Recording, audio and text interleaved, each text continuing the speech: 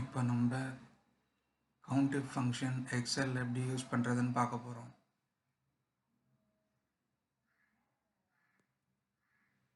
For example இந்த நேமில்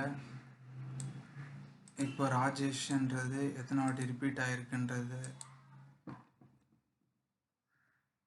equal to கவுண்டிவ்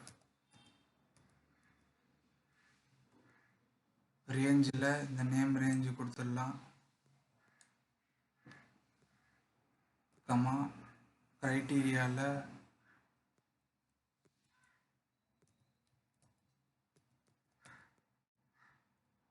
double கோட்ஸில் ராஜேஷன் கொடுத்துட்டு க்ளோஸ் ப்ராக்கெட் கொடுத்து என்டர் கொடுத்துடலாம்.